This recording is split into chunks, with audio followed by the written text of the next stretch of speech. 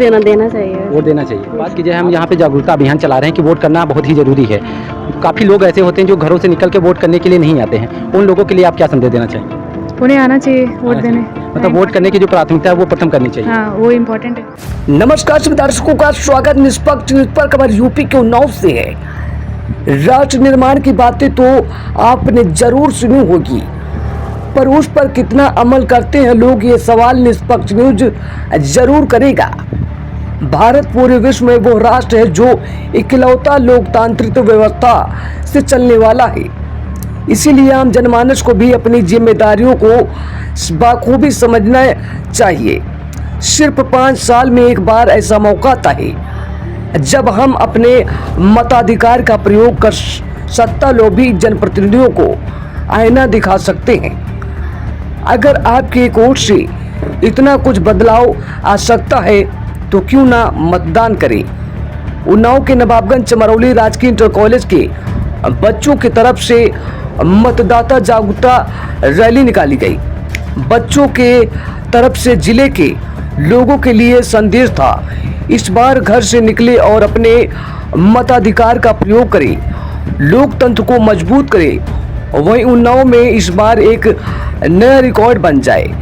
ऐसी ही पहल स्कूली छात्रों और जिले के प्रशासनिक अधिकारियों के द्वारा की गई।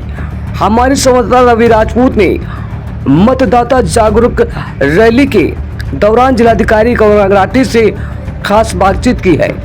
क्या कुछ जिलाधिकारी ने कहा है, आइए सुन लेते हैं, देखिए रिपोर्ट।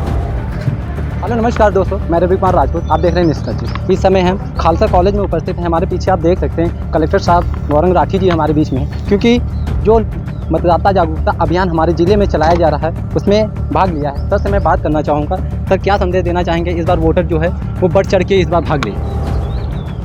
स्वीप एक्टिविटीज़ जो मुख्य विकास अधिकारी साहब उनकी गाइडेंस में पूरे ज़िले में करी जा रही हैं, तो मतदाता जागरूकता एक्टिविटीज़ होती हैं। और चूँकि उन्नाव ज़िले में मतदान प्रतिशत जो अपने प्रदेश का भी एवरेज है उससे 2 से 3% कम रहा है, करीब 55 से 56% के बीच में रहा है विगत चुनावों में। तो ये सामूहिक प्रयास है सभी लोगों का कि हम हर तबके के व्यक्ति से मिलें, जुड़ें और उनको प्रेरित करें 13 मई को वोट करने के लिए।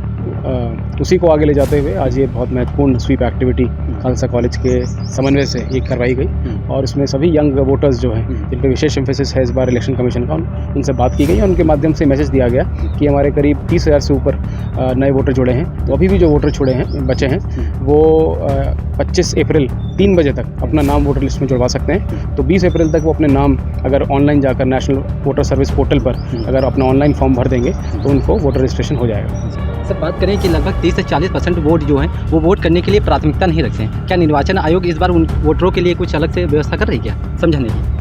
हर तरह के वोटर को टच किया गया है, जो अमूमन छूटे रहते हैं उनको वोटर लिस्ट में जोड़ने का, जो वृद्ध हैं और जो शारीरिक रूप से अक्षम हैं उनको घर पर जाकर उनकी वोटिंग सुविधा उपलब्ध कराई जाएगी। इसके अतिरिक्त ऐसे जो हमारे एसेंशियल ड्यूटीज़ पे रहते हैं उस दिन करीब 15 से 20 हज़ार लोग, पुलिस सेवा, म्यूनिसिपल सर्विस सेवा, इस तरह की सेवाओं से जो जुड़े रहते हैं उनके लिए भी अलग से वोटर फैसिलिटेशन सेंटर होगा करीब चुनाव मतदान से 5 से 7 दिन पहले, जहाँ पे एक बॉक्स में रख के उनकी वोटिंग करवाई जाएगी। इस प्रकार से हर व्यक्ति जो अलग अलग सेगमेंट से जुड़ा है, अलग अलग कार्य से जुड़ा है, उसको वोटिंग के लिए प्रेरित किया जाएगा और उनके लिए वोटिंग सुविधा उपलब्ध कराई जाएगी। जैसे सर प्राइवेट नौकरी करने वाले जैसे ट्रक ड्राइवर होते हैं, ये लोग अपने गांव से कहीं बाहर रहते हैं, उनके लिए वोट करना कैसे क्या पॉसिबल रहेगा सर? चूँकि पूरे देश में छुट्टी रहती है उस समय जिस दिन वोटिंग डे होता है, तो अगर वो कहीं और भी हैं तो उस तरह से अपना कार्यक्रम कर सकते हैं कि वापस आके वोट दे सके। अगर कोई परमानेंट वहाँ पे अगर 2 या 3 महीने से रह रहा है किसी दूसरी जगह, तो वहाँ पे नई जगह उसका वोट बन जाता है। वोट के लिए हमको कोई परमानेंट रेसिडेंस का प्रूफ नहीं चाहिए होता है। अगर कोई टेम्प्रेरी रूप से भी कहीं रहता है तो भी वोट देने की सुविधा रहती है। तो बहुत सुलभ बनाया गया है वोटिंग प्रोसीजर, तो कोई व्यक्ति जहाँ भी है तो वहाँ रह के अपना वोट नाम जुड़वा कर वोटिंग कर सकता है। Thank you. साफ तौर पे आप देख रहे हैं कि कलेक्टर साहब का साफ तौर पे कहना है कि वोट करना जो है हमारी प्राथमिकता है, हम बढ़ चढ़ के लोकतंत्र को मजबूत बनाएं ताकि हमारा जो लोकतंत्र हो वो मजबूत हो। आप देख रहे हैं निष्पक्ष न्यूज़, मैं रवि कुमार राजपूत।